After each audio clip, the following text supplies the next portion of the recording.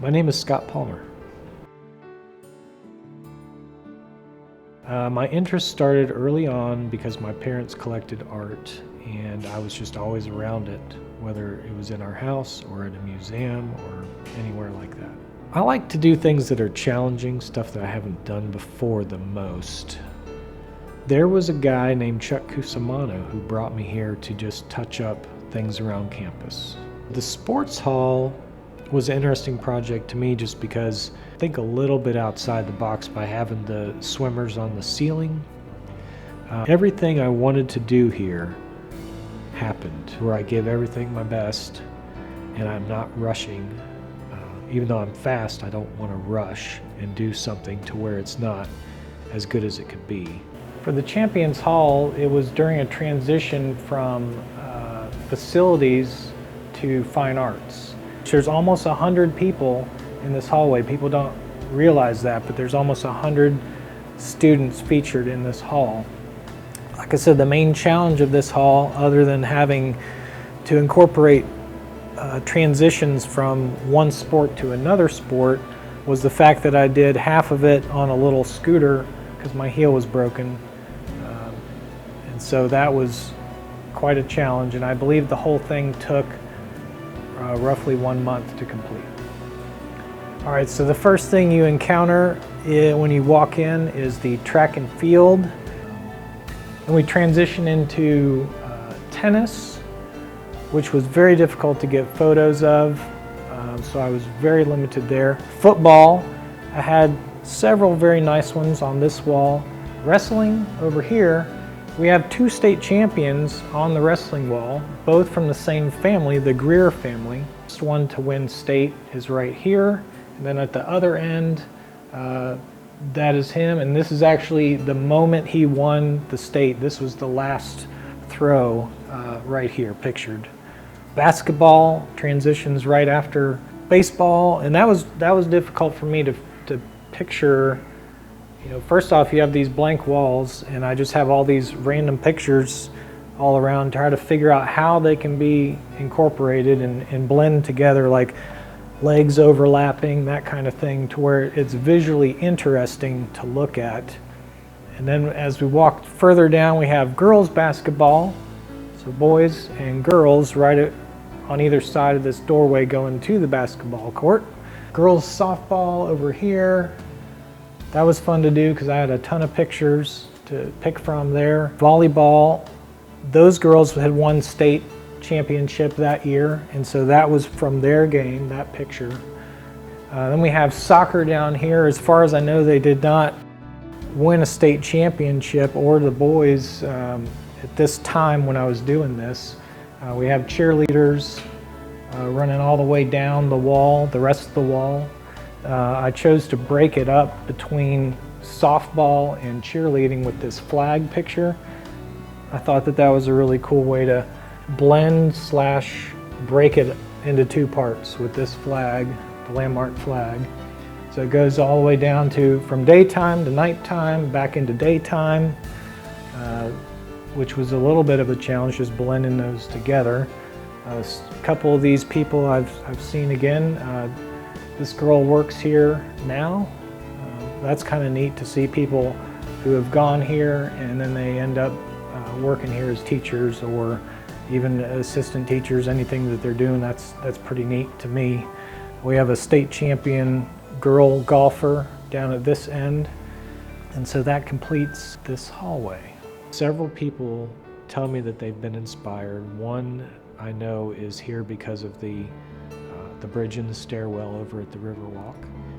But you know, if it doesn't happen for everyone, that's okay. But I know that there's got to be somebody that's being touched by it at any one point, and maybe it helps them have a better day, or helps them enjoy walking in between classes, anything of that nature.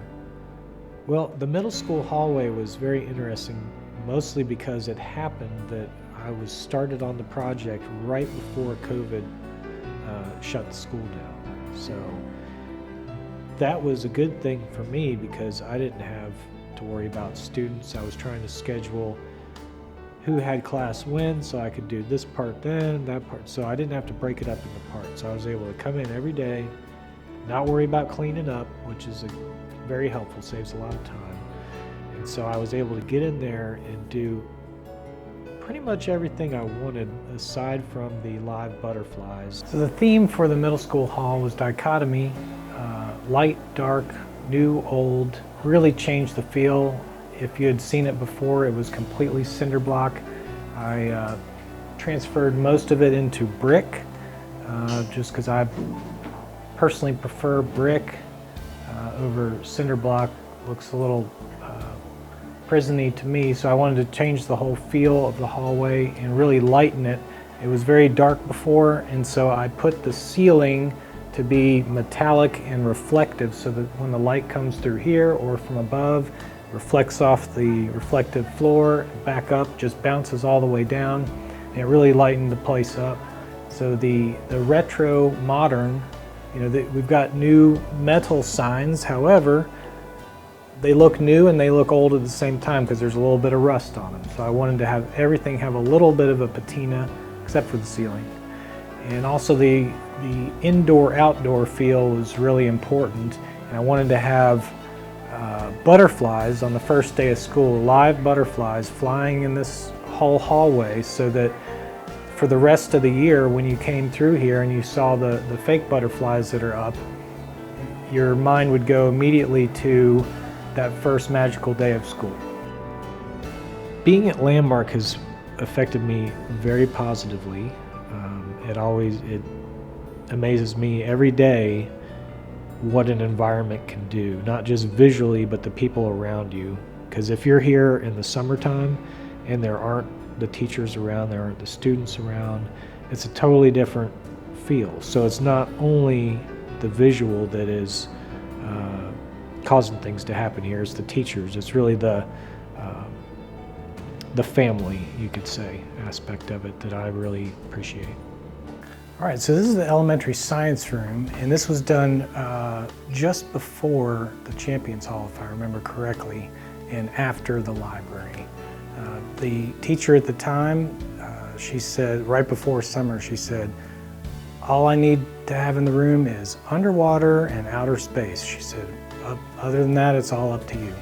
And so this is what I came up with. I got a whole bunch of photos to work from, and of course, starting here with the underwater. And so I kind of put in what I liked, even though, like the sharks up on the ceiling and stuff, that was more just things that I was into. But she said I could do whatever I wanted, so that's what I did.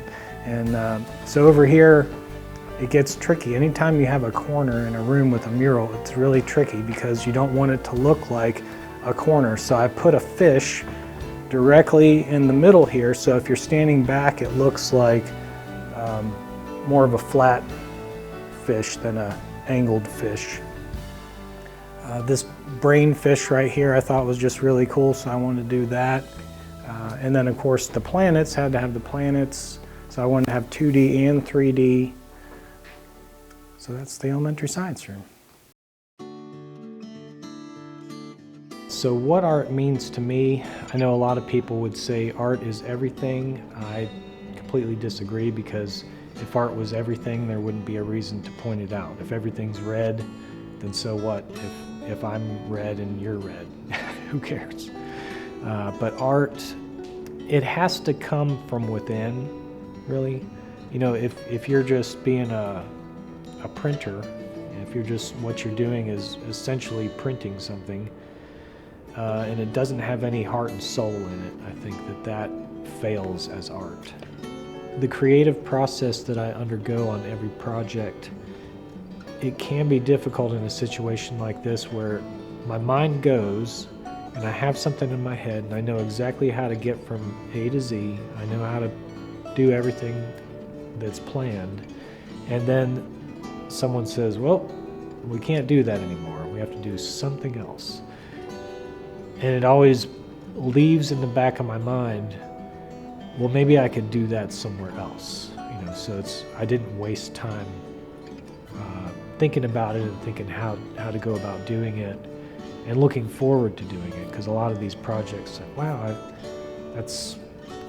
going to be awesome. Art is my passion.